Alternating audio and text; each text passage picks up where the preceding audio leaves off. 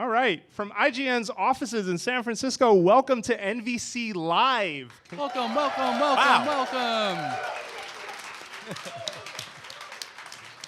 I am your host, Jose Otero, and this is an episode for the week of February 26th, 2015. This episode is going to be a little different, but before we get into that and something we're going to talk about, I want to introduce our panel. So first we have El Brape, Brian Altano. Wow. The man who brings wisdom to this podcast, Per Schneider. Hello. And everyone's favorite retro collector, Sam Claiborne. Hey, listen. Also, give this man some props because he is IGN's managing editor these days, so he's doing a lot. Yeah. He's doing a lot. I'm managing editors specifically. Yes. All right, cool. And Jose Otero, everybody. Yeah. Woo! Thank you very much. Welcome. So, did you guys hear about the Gold Amiibo? Yeah.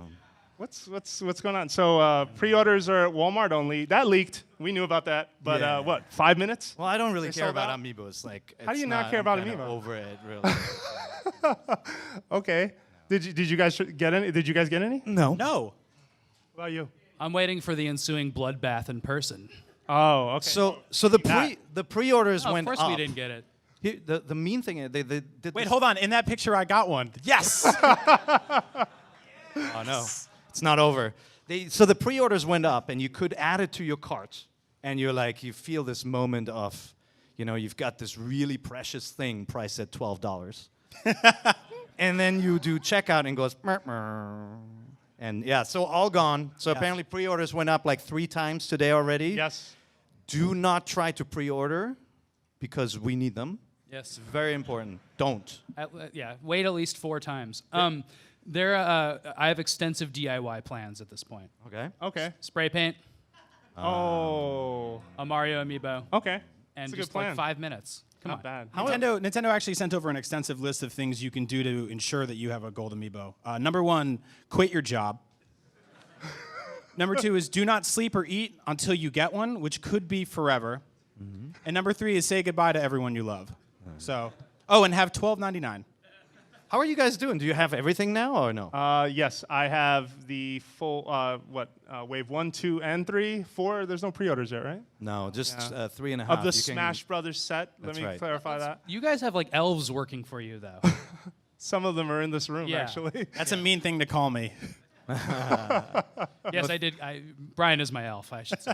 No, honestly, the Facebook, there's an NVC Amiibo group on Facebook, and the moment, like within seconds when something goes on for sale, it's like, bloop, maybe 5 seconds later after they pre-order themselves, but it's so helpful. So I'm one behind. I'm just waiting on Ike. That's a it. support group. Yeah. It is a little bit. Yeah, we're so sorry. So one more thing I want to talk about before we jump into a special program that we have for you guys tonight, because we want to do something different and something cool. I wanted to quickly talk about Kirby and the Rainbow Curse, because we haven't talked about it on the show yet. I was out last week. I was sick, so we had to cancel, and some people were traveling. So what do you guys think? The last boss is really hard. That's all you got? Yeah, I really like that game. So it was my favorite thing about. So let me just preface this with my 2 favorite Kirby games are not really Kirby games. They're like a Kirby golf game called Kirby's Dream Course, and then that's a good game. And then the last one, the other Rainbow game. So Okay.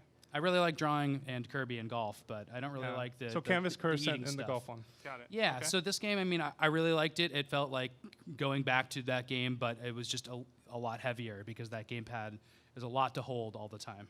Okay. And draw with. Did you beat it? No, I'm still playing through it, but I'm curious to hear, before I get into my thoughts, Brian, what do you think? What are your impressions so far? And Pear? I don't know. I really appreciate the art style. I think it's taking a while for me to kind of wrap my head around playing a game like that. I think on the gamepad, it's hard for me to have a giant TV that has that game on it that I can't look at. It's like, hey, there's this beautiful painting up there. Don't look at it. And I'm like, but I want to. And it's like, but if you do, you can't see what's going on and you'll lose. You know what? If I can give you one tip, have kids. Because the game does have a 2-player mode, and one player plays on the pad, the other one plays on the screen. So I played it with my kids, and I can see beautiful I have a graphics. less expensive tip. My cat liked it, so maybe have a cat. Yeah, maybe that. No, but it's really nice. I really like it's... After a while, I first felt, okay, we've done these kind of arts and crafts art style games so many times, from like paper cutouts to wool, what's next? And then I'm like, clay. It just felt, it felt like Etsy. it didn't feel like that fresh. But then you start playing and you really, all the little touches, like seeing a fingerprint on one of the characters and Right, like yeah, I the was way gonna they say, move. It didn't feel that fresh. Like, it's gorgeous to look at. It- That's the thing I think that draws me to it the most. Granted, it's the most overstated thing about that game is its unique visual design. Like, it looks like everything down to the letters and the instructions are made and molded out of clay, and it's so thoughtfully done. But Yeah, I agree. I also love in the cutscenes, they deliberately drop the frame rate to make it look like stop motion, stop right? motion, They do the yeah. I like believe they jumping all filmed over. some of those, not all of them. yeah, some they of them. did. No, yeah, we have a piece going up because we got to talk to developers. And one thing I will say is that we asked, in terms of making the models out of clay, because they did make some by hand as prototype and as sort of like they watched a bunch of movies first of claymation, and then they were also making them by hand. So we asked, what was the shortest amount of time it took you to make something for this game, like a figure or something, and what was the longest amount of time?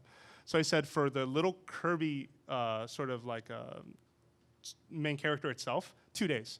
For a stage, the longest it took them to do a stage, 3 months. Whoa. Yeah, By and- hand. And that's like, we're talking about the stage for the cutscene. So like that big like forest or the rainbows in Yep, the background yeah. and stuff like that.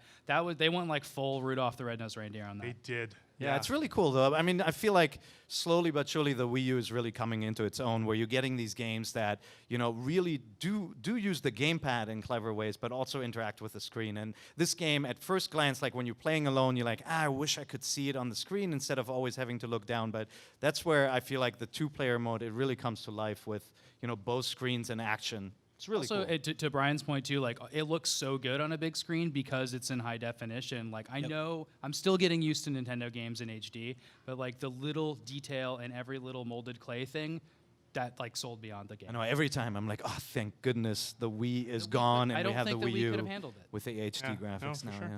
All right, awesome. So then moving on. So this is a little different from a regular show, but hopefully you like it. And there's actually some opportunities to win some prizes. So you guys on the way in, you all got a ticket, right? Everybody got a red ticket? Anyone not get a red ticket, make sure that you see nice people by the elevator who will give you a red ticket.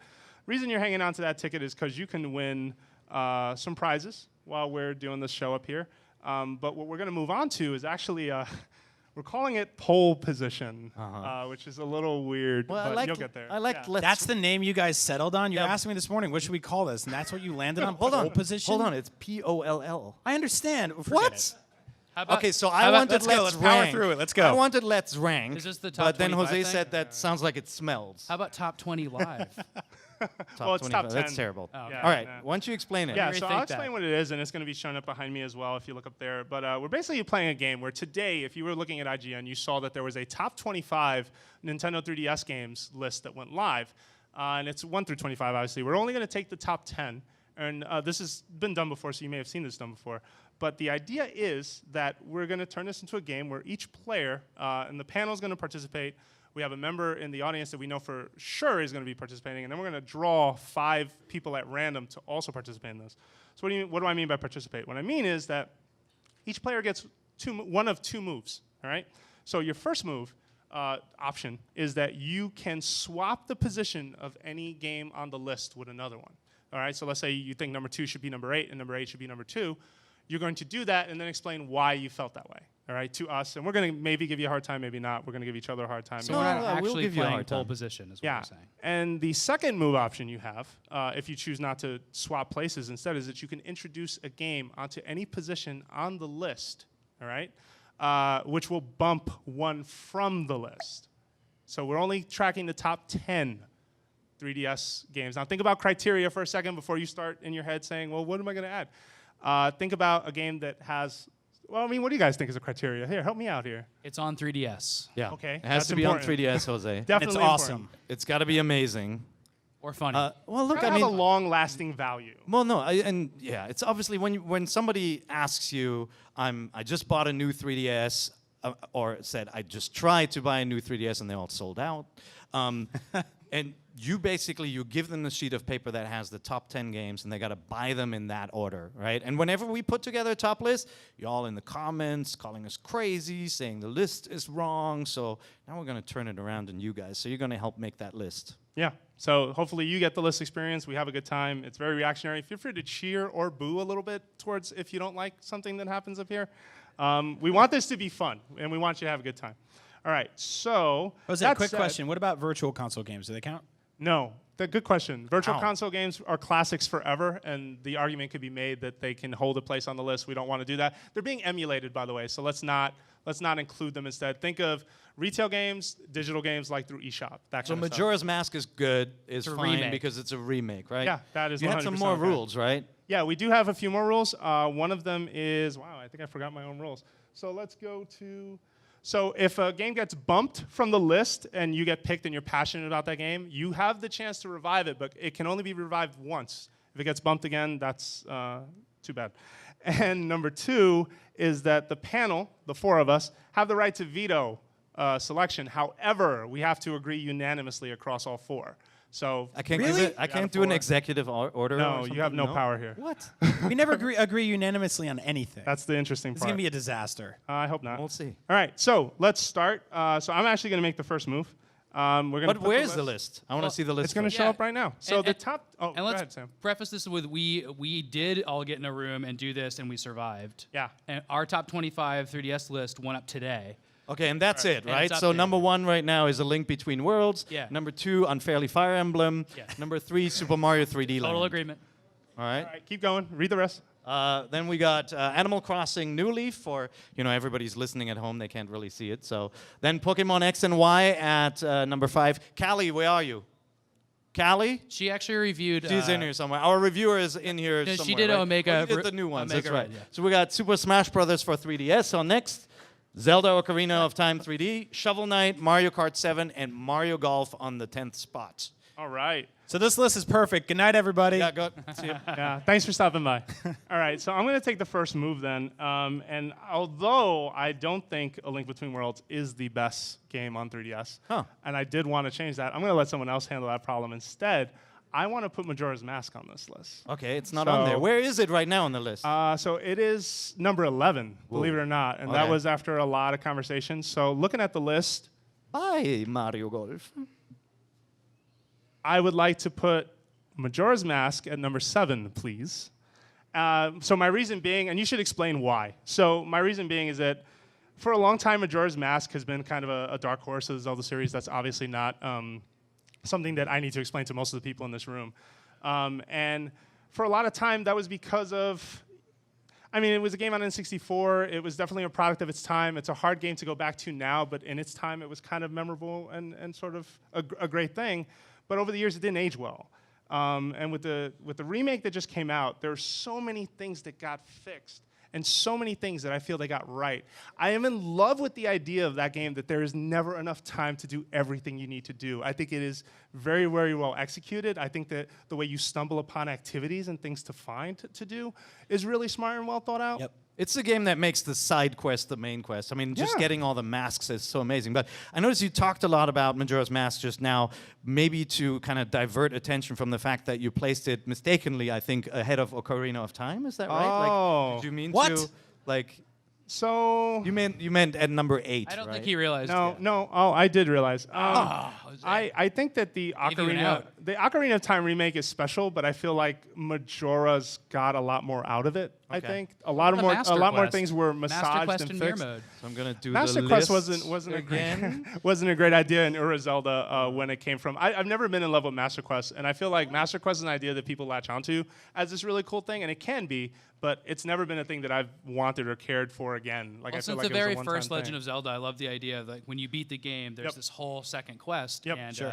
that's what. Yeah, but it's so bringing much that like back the was really main great. quest, though. That's always been my problem. Is I don't want to revisit the same game. I want to do something different. And Majora's is refreshingly different, even with 4 temples. If there's one game I want to revisit over and over again for the rest of my life, it's Ocarina of Time. That's like my desert Okay. island game. All right. Yeah. No, that's No, I fair. agree Wow, with that. boss, So, that was- Jose, I started my list again. Things Jose said that are wrong. So I'm going to put the Majora's Mask move on there. Okay, so yeah, to me, it's a more special game than Ocarina of Time, so I put it above. Okay, it. but I would argue it's more special to you because it followed Ocarina of Time. Ocarina of Time did so many cool things in Oh, 3D I'm that not- had never been attempted. Yeah. And so Majora is kind of like, it felt fresh because it took everything that Ocarina of Time did. But this is and, also like, in the mixed frame it of up the a little bit. 3DS remakes too. So Yeah. you got to remember that. Like Okay. if this was a Nintendo 64 list, I don't think you would shake it up like this, right? I don't know, maybe Jose Giving would. you He's another crazy. out. Oh Jose. God! Okay, hold Trying on. I'll add so that. hard. I'm not taking N64 it yet. list. I'm not entirely sure. All right, I'm getting in so much trouble. So next move is going to be taken by Pear, and then we're going to do a giveaway. So Pear, what is your move? Okay, it's really, really. It was a really tough decision, but Fire Emblem #1. Right? Nope. Fire Emblem #1. Wow. Right. Yeah. There you go. Yeah. That's ridiculous. 4 people. So why? You know what? I just I'm a lifelong Legend of Zelda, Metroid, Mario fan, but Fire Emblem I first played when I lived in Japan in Japanese on the Super Famicom, and I immediately fell in love with. Thank you very much. One guy was a really big fan of all the things you just said. That's right. It was a very specific road. No, I just loved the way, they were able to tell a story in a game that was primarily around moving chess figures around. Like the way they pulled off you actually Really selling it. caring. No, but you actually caring for every chess figure. Like a pawn gets knocked out in a chess game, you don't care. You've got plenty of pawns. Fine, I lost my I Like the lost kid with my the bucket rook. on his head. But in this game, you care for your Turns out to characters be really so good. much that when they get slain and they're gone for good, you really feel it, and you hit that reset switch.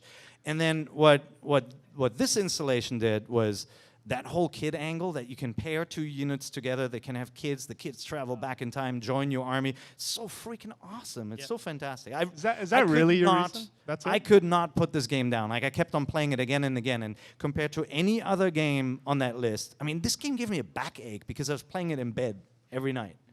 Okay. I still have that. I'm back. with you. That's the game you want to be like. This is the #1 3DS game. Like it's Yeah. so obtuse. It's not No. approaching. Huh. You're like, hey kids, let's play cool chess. Like that's not like the #1. I mean, Zelda, Mario, all those things. You hand somebody a 3DS and they get it immediately. Fire Emblem could take you 20 hours before you're like, I really appreciate the That's not true. intricacies of this Takes you game. 20 minutes max. It's you 20 minutes. You're a smart man. I do agree with Pear, though, that I think it is the #1 game on the system. I think it does a lot of really cool things. I think Wait. Street Pass is really Oh, well man, I'm integrated. crossing this Crossing off. off. then. No, I agree with your decision. I think that Link Between Worlds, as much as I love it, is a little overrated because of how I feel about A Link to the Past. Wait, didn't you rate it? No, it was another reviewer. Okay. Yeah. Phew. Yeah. No. Oh, you were gonna catch me, weren't you? That would be All right. great. So let's do a quick drawing then. So this drawing is gonna be for a Monster Hunter system donated by Ooh, Capcom. a new 3DS. New 3DS. I'm gonna read the last 3 numbers, or do you want to? No, you can pull it and read it. Yeah, please go for it. And you're gonna see Vasila. Should they come looking for you? Oh, you're gonna see Kirsten, who her hand is up right now. All right. Hi, so you're gonna see Kirsten. her for that prize. All right. Everybody say hi, Kirsten. Hi, Kirsten. Hi, Kirsten. All right, cool. Sam, All who's right. the winner? The numbers are 053. 053. 053. Are you here? If you're too shy, it's mine. 053. 053. Whip out your tickets, people. And if you're listening at home, Huh? ooh, do we not have it? 450-053. 450-053. We'll give you 5 more seconds, then we're going to draw a new We number. might have to draw again. 450. ticket. It's going in. It's going in. All right, here we go. Oh no! All right. Oh, Wait! There's life in the back. It's you? Congratulations. Who is that? Woo! You win. All right. What took so long, dude? Nice. Here, Kirsten. Cool. So we're gonna draw again for another prize. This one's a Monster Hunter Doesn't statue, he get to? I believe. Does he do the No, game? no, thing no. yet? We're doing that different, a little different. I'm glad you asked though. Okay. Yeah. So next one is for a Monster Hunter statue, also generously donated by Capcom. If you're at home listening and you're like, man, I don't get a prize. Well, actually, you have a chance to win either a 3DS, Monster Hunter 3DS, new 3DS, excuse me, or a statue by tweeting the hashtag IGN Monster Hunter, one word, and let us know why you deserve to win that. So if you're listening to this and you're watching this when it's on the site, you still get a chance to win too. All right. You ready? I'm ready. They're ready. You ready? All right. That's it? Who's ready? Thank you. 449971. Oh, Right. nice. See, Kirsten, you'll get a statue. So this next person doesn't get a 3DS or a statue, but does get to participate in this panel to put a game or swap a game on this list. So why don't you reach in there? So this is the troll victory. Yeah, this You're is kind of a trolling troll victory. people. You're in the video. All right, Sam. That's a good prize, though. You win an entire room possibly really angry at you. Yeah. 4499990. 4499990. 4499990. Yeah. All right, Oh, cool. man, All right, perfect. so hang out on the side. We're going to call you up. You're going to be the first guest. This is Eric, guys. Say hi, Hi, Eric. Hi, Eric. All right, cool. Is this your homework, Eric? All right, so back to the list. Brian, it is your turn. Please make your move. What are you going to do? Choose wisely. Yeah. I want to move Super Mario 3D Land to the #1 spot. Oh, why? What? Who's with me? There we go. See, that's crowd support, pair. That's what it sounds like. It was like 2 people more. That was more than the half a person you got for Fire Emblem. Okay, why? Because I think it's the best, most accessible 3DS game. I think it's a thing you hand somebody the system and it tells you everything you need to know about why a 3DS is great. The 3D is awesome in it. It's got it's a fantastic 3D/2D Mario. Yep. I think it's one of the best Mario games probably in the last 10 years. Okay. Yeah. It also has all the variety that you expect from the console Mario. Like, I feel like that's really important, right? Like, it never feels like, even though it's a game about platforming, you don't feel like you're always doing the same thing. Like, every level approaches that differently in some way. Yeah. It also has that really great sort of bait and switch where you finish the game and you're like, I'm done, and then it opens up and there's basically Oh wait, the entire second game. you actually finish the game and you go, well, that's it? And then you realize, Yeah. oh, now this is the master quest, or this is the extra. So if you're not good at games, like most of this panel, you can finish it That's and not true. you get the credits and you feel great. But if you're really good at games like me, you can keep going and experience more. So it's great. So that's why I think it's the #1 game. So you said a lot of good things, a lot of wrong stuff too. Which is, no, I mean one thing I would say about this game, I really enjoyed it as well. But when I compare it to, say, Mario 64 or even Sunshine, which really kind of executed Mario really well in 3D, and then you've got the 2D games, Mario Brothers 3, Super Mario World, and even New Super Mario Brothers, and I take this one, I am, when I play it, I'm so aware of this weird isometric 3D limitation. Like, Sure. I just never connected with me the way those games did with, like, pure perfect 2D and pure perfect when 3D. you say isometric limitation, Well, it's got this. what are you It's got saying? this. It's got this kind of more floating viewpoint, and not the kind of Mario 64 like feel. With the 3D on, I still feel like I'm not sort of making the mistakes I would in a regular like 3D Mario platformer, where like I'm judging the jumps better. I'm doing a much better job of playing. I feel. I don't know. I don't think that was marketing. No, It felt real. I agree with that. I think the 3D, especially with the 3D on, you can jump. You can time your jumps much better. I just like it lacks that immersion factor that Mario 64 had for me, and Sunshine and Galaxy.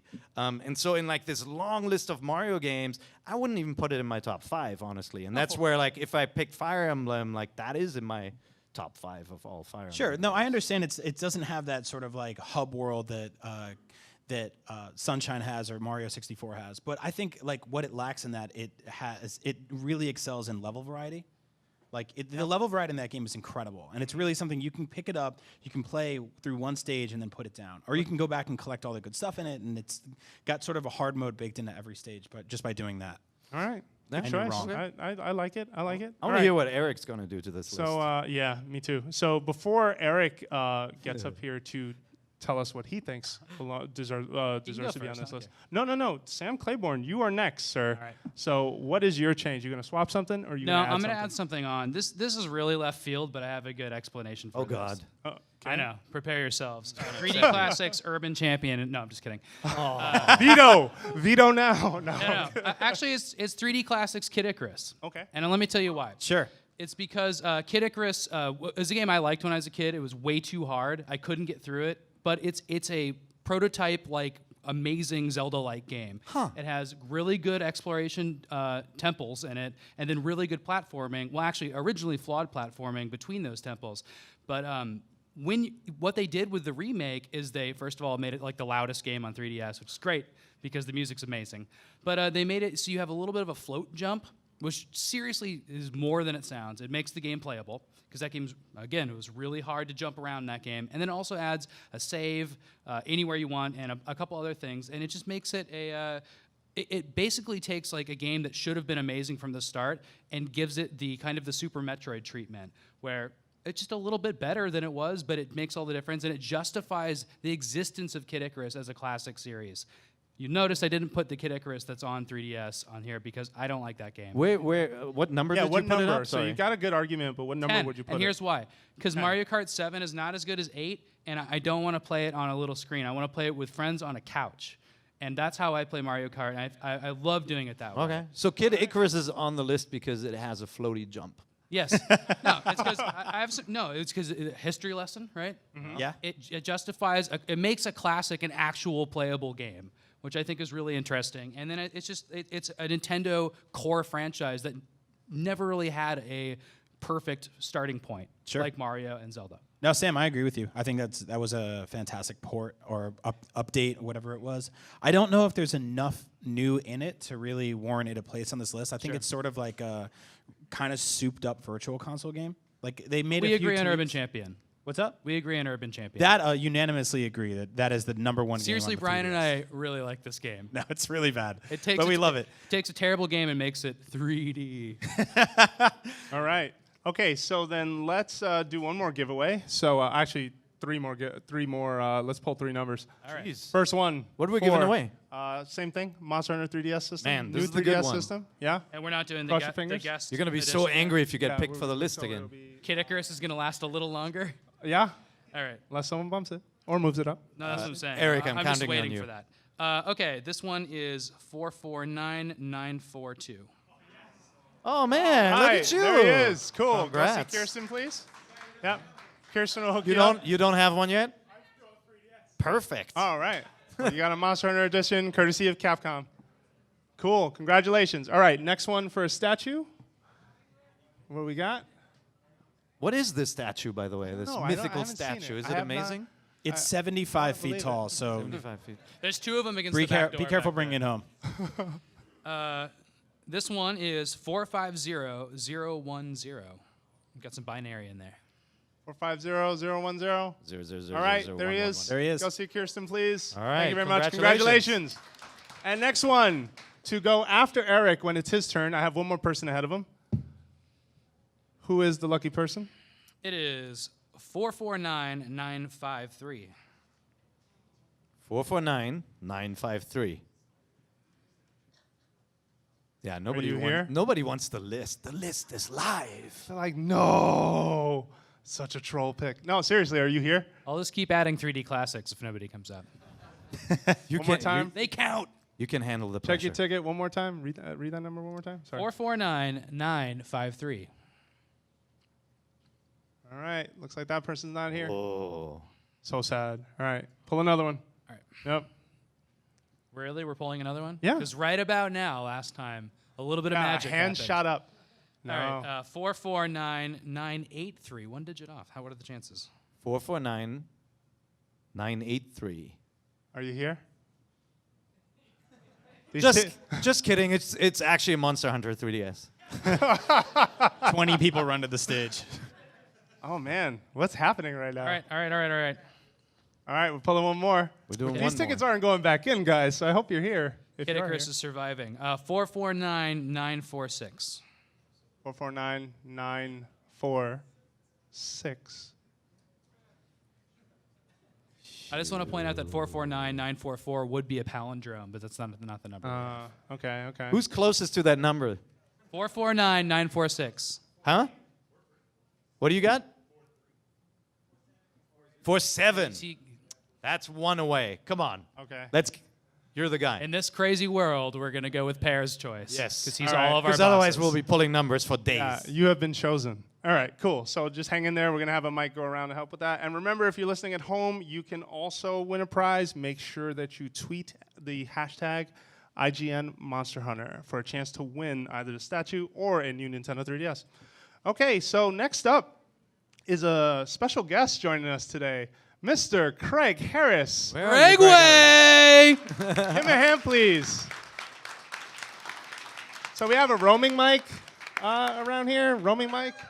Craig, So- come on up. So Craig actually worked at IGN many, many moons ago, very, very long time ago. He started the IGN handheld coverage. So IGN Pocket was our first channel on IGN dedicated to handheld coverage. Engage, Game Boy, all those wonderful. Remember Engage? No, it was the Neo Geo Pocket and the Game Boy. We had an Hi, Craig. Best Engage game. Hi. Yeah. Hi, You're in? Craig. Guys, Come hello. on up. You want me to come up on Yeah. the camera? Yeah. Why Oh, not? man. Yeah. Yeah, there's Cool. a Hi, camera. camera. Give him So one more hand. Give him a Yeah. hand. You guys Craig know Harris. him.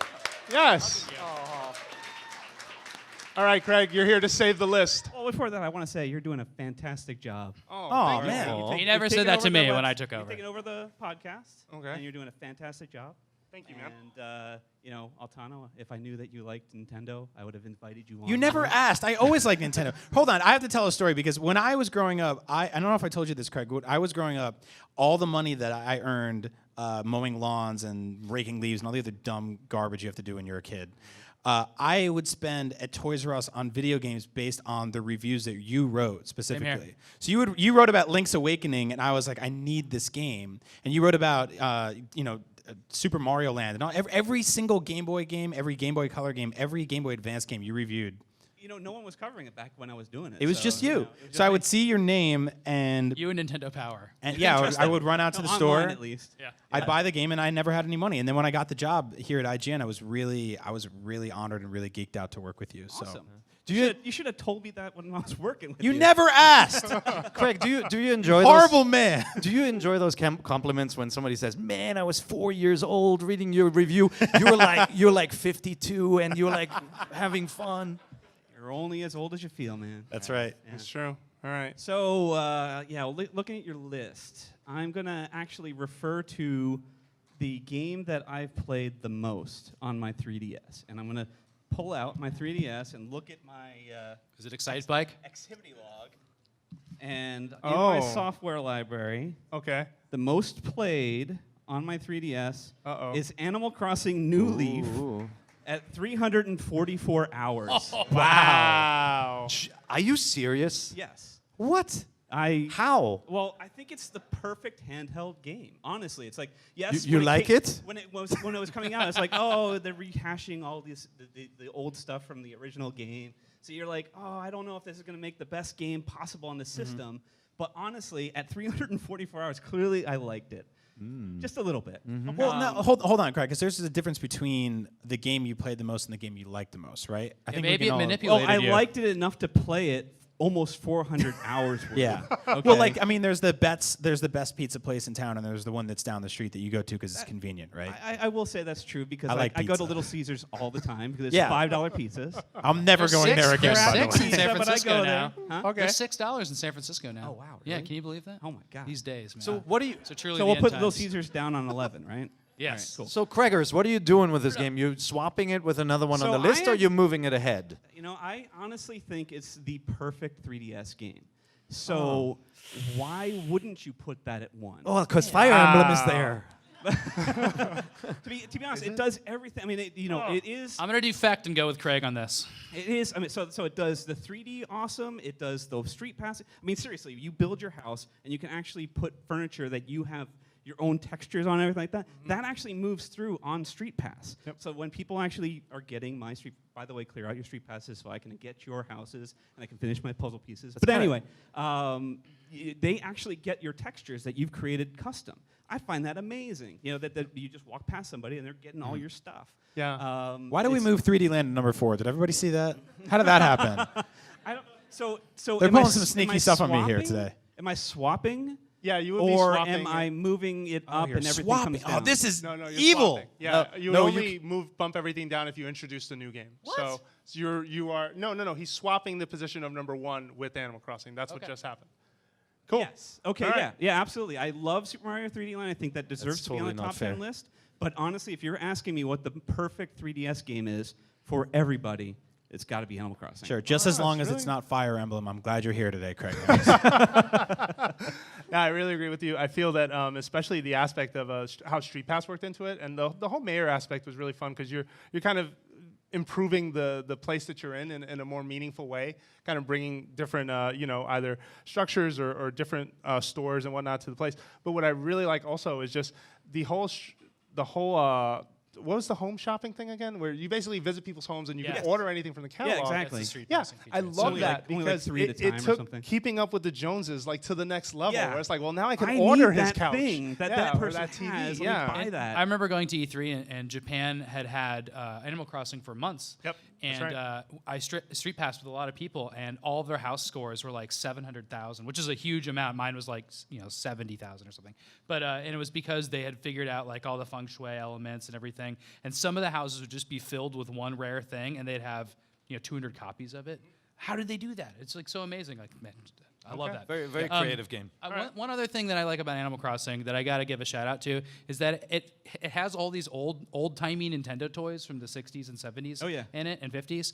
And you can get them, and they're like like the little there's the Ultra Hand, then there's the Ultra Machine, which is a little batting toy. Yep. It's like that's so cool. Like Yeah, there's a lot there's of history full in there. Nintendo history in that. I do miss. I think that one of the reason I played Animal Oh, you're Crossing gonna back in say. the day was you actually earned the NES games, Yep. and that was fun. Yeah. And I thought that was the reason why I was playing it. But then, as I, got the DS version and the Wii U version wasn't, or the Wii version wasn't very good Oh, because yeah. it's not on a handheld, right? And it's like this is a perfect handheld game. Totally. But it wasn't just the NES games that drove me to play it. It drove me to get the other rare items to build my Yeah. thing. And now I can show it off to people that if I walk down the street or even online. So yeah, it wasn't just the NES games, even though that was what got me to play the original game back in the day on the 64. Good choice, Craig. Yeah, good choice. Thank you, Craig. Yeah. Thanks a lot. All right, so I'm going to call Eric up because Eric, you're next. Eric Way.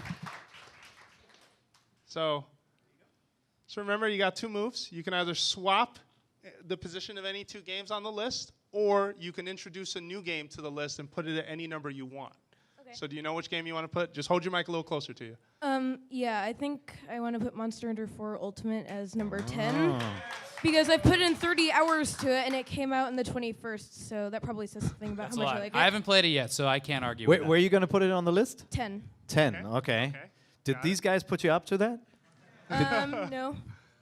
What is that new Monster Hunter 3DS doing on your chair? All right. That's no. awesome. That's a really good choice. Yeah. Have You put in played- 30 hours already? Yeah. Wow. Wow. Have you that's played fast. the prior Monster Hunters? Sorry, Brian. Had you played the prior Monster Hunter, like 3 no. Ultimate or? No, I hadn't. I just found them way too complicated. Okay. Oh. How's everything going at school? Good. You're still doing your homework, right? Yeah. I got to look out for these things. So otherwise you'll end up sitting up here one day. So do you play two-player with your brother? My brother is in high school and he does not like video games. Oh so. man. What? Send What a him to us. loser. Wow. I'm kidding. I No, got he a sounds response. great. He sounds like a wonderful guy. All right, cool. Well, no, I have to agree with you. I think that what makes it really great is that the fight with each monster is always really good. Like no matter how many times you even tackle the same monster, or you find another species of it, or you find the ones that are infected later. Like it is an excellent fight every time, and I really enjoy it for that. And then when you just turn it into a hat, it feels even better. No, and I just love the, encountering these giant creatures. Like, I really love Shadow of the Colossus. I think it's just such a fantastic game. Just because of, the scale of the enemies. Every time you encounter one of these beasts, like, you feel sorry for bringing it down. And, like, I feel the same way in Monster Hunter. You're just awed by what the 3DS can pull off as well. It's a really good choice. Cool. All right. Thanks, Eric. You can just leave the mic right there on that table. Cool. All right. Cool. Okay, so we're giveaway time. So remember, folks, if you're listening at home while Sam pulls 3 numbers real quick for a new Nintendo 3DS, a statue, and then lastly for someone to join us up here after the gentleman over here who volunteered. So if you're listening at home, remember to tweet with the hashtag #IGNMonsterHunter. If you want a chance to win one of these things, you can. All right, 449931. This is for a new Nintendo 3DS, and we have a winner over there. Go over Whoa. to Kirsten. Wow, Nicely done. it's a big If one. she's not around, Vasilis will take care of you. All right, Cool. next one. All right, next one for a statue.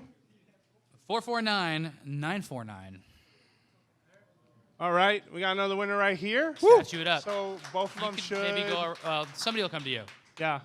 Yeah, just chill. That's Should we send them over to Kirsten now? Is she around, or go to you? Okay, so see that man. All right, in a little bit.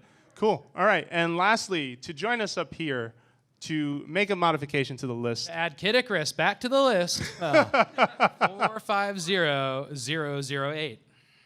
450008. There he is. right. All right, cool. Awesome. So just hang out on the side here, if that's cool. All right, we should take a mic over to that gentleman right here who was nice enough to step up. Your name, please? Who volunteered for the spot to help with the list? Didn't you elect this guy right here? His name is me. Huh? Manny. Got it. Okay. Awesome. Cool. So, Manny, why don't you come on up? It's your turn. Jose, why don't you give the listeners the full list where it Oh, stands? yeah, sure. right So where the list stands right now, if you're listening to this episode and not seeing it, it is Animal Crossing New Leaf is number 1. Zelda, A Link Between Worlds is number 2. Fire Emblem Awakening is number 3. Number 4 is Super Mario 3D Land. Number 5 is Pokemon X and Y. Number 6 is Super Smash Bros. For 3DS. Number 7, Zelda Majora's Mask. Number 8, Zelda Ocarina of Time.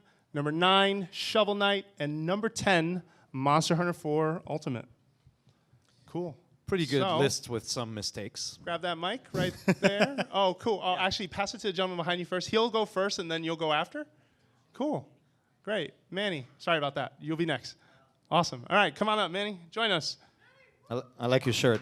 Give it up for Manny. Yeah, please. Nice and loud. All right, Manny, what's your move? What are you going to do? Do the right thing, Manny. I'm gonna. Don't bring Kid Icarus back. No, I'm kidding. I'm actually It's a gonna good add choice. something to the list. Manny, You're fix going it. to add something. Yeah. Fix it. Okay, nice and loud. Make sure you keep your mic close. I want to add Bravely Default to the list. Whoa, okay. All right, at what number, sir? Be real about this. Um, There are wrong answers. number 8.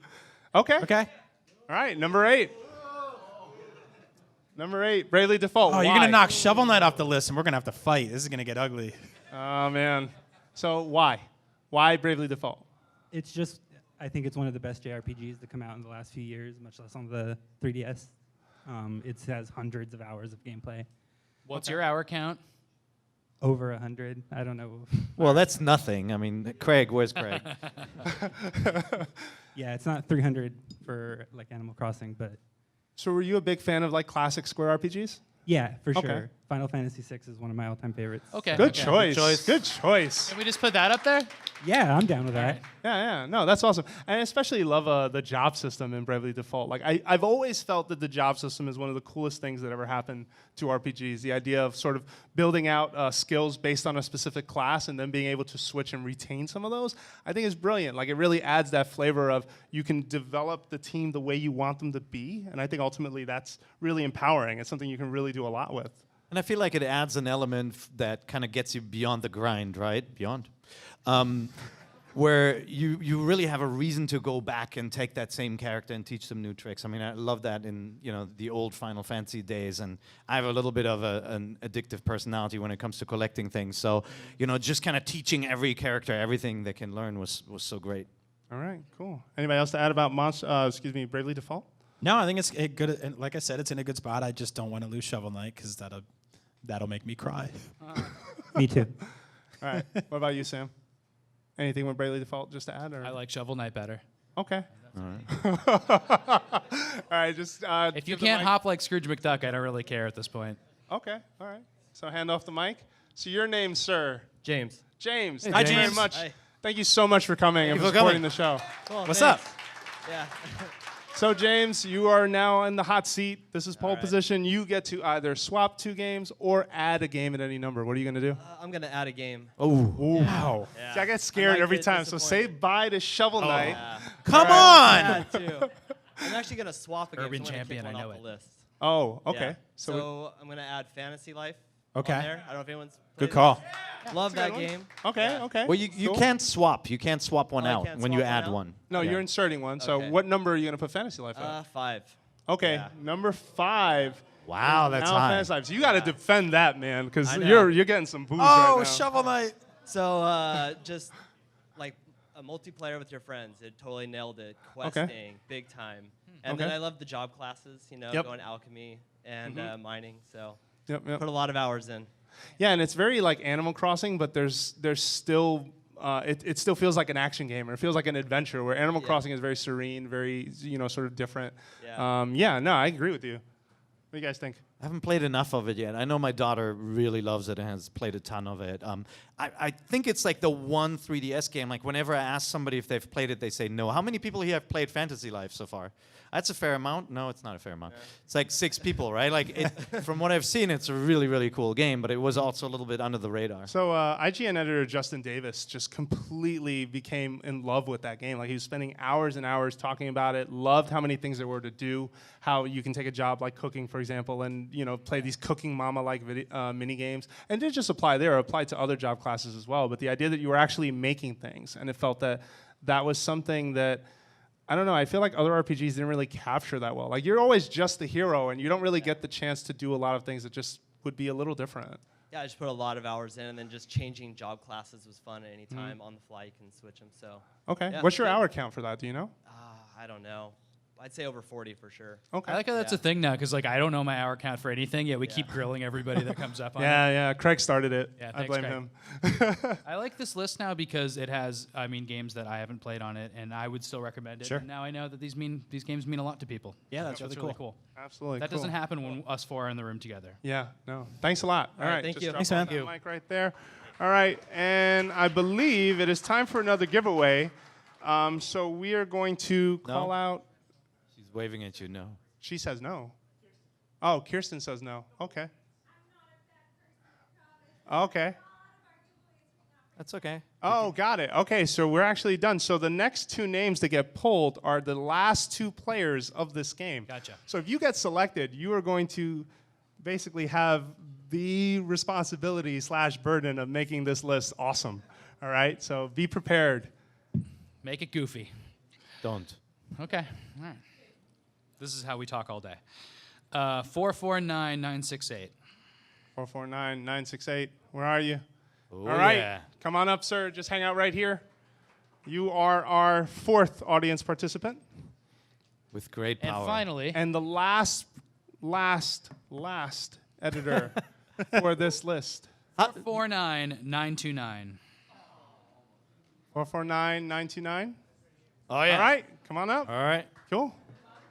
All right, grab a mic and join us. Who are you, sir? Hi, I'm Chris. Okay, what's going on, Chris? Thanks for Not coming much. out. Thank you guys. Wait, can I stop? Is that a Kraken from Game of Thrones with Oh, it's a blooper. blooper? Yeah. It's Mario blooper. It's a Hydra, Hail Hydra. Okay. Oh, Plus it's a blooper. Hydra Ooh, joke. I was nice. wondering. Yeah. I was like, where did that come from? Okay. Nice. The Yeti.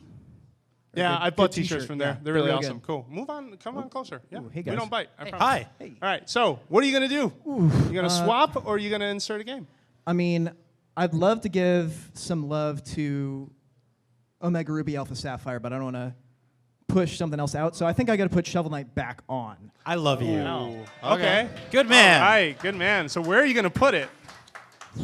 That means you're bumping Ocarina of Time 3D off You the can list. say one, it's okay. I'm with you on Majora's Mask being the better remake. Huh. Okay. So I would go. I'm Good gonna choice. Put Good it. choice. I mean, I'm gonna put it above Bravely Default just to keep it on there. Okay. All right. Smart move. So Okay. why? Wow, Ocarina of Time is getting knocked out of the top 10. This is amazing. That happened. I think does. it's a really fresh title, and I think is really meshes well with Nintendo's kind of renewed focus on accessing the indie market.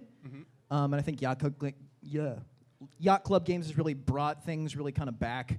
They really delivered on all their promises. Feel is great, control is great, it's super tight, and it's a great title that's coming not right out of Nintendo's bosom.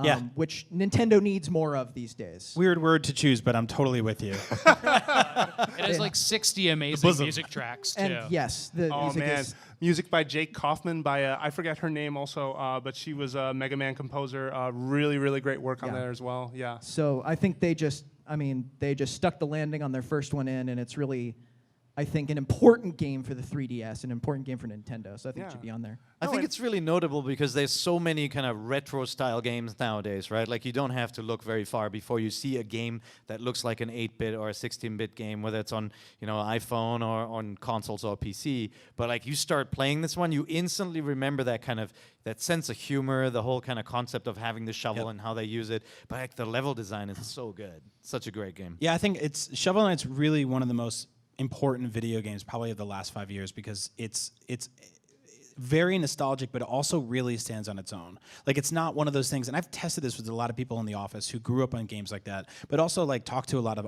IGN audience people who really loved the game and didn't grow up playing old platforming games like I did. It was kickstarted.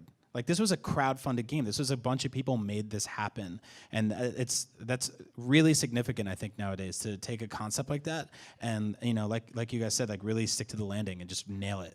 Yeah, to take a Kickstarter project and finish it. Yeah, that's amazing. That never happens. Ooh, I see what you did there. No, I agree, and especially trading on memories of what we remember 8-bit being, but not being held back by those limitations is something that was an admirable goal and one that they nailed. Yeah, absolutely. You know what else does exactly that? I'm not going to say Kid Icarus. I wish I would.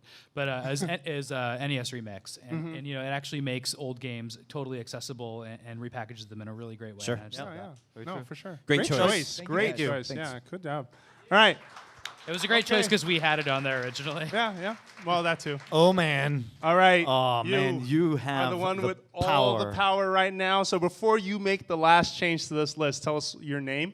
My name's Alexis. Okay, Alexis. And I'm going to read this list one more time just for listeners at home. So right now, the first game is Animal Crossing New Leaf. Second is Zelda Link Between Worlds. 3 is Fire Emblem Awakening. 4 is Super Mario 3D Land. 5 is Fantasy Life. 6 is Pokemon X and Y. 7 is Super Smash Bros. For Nintendo 3DS. 8 is The Legend of Zelda Majora's Mask.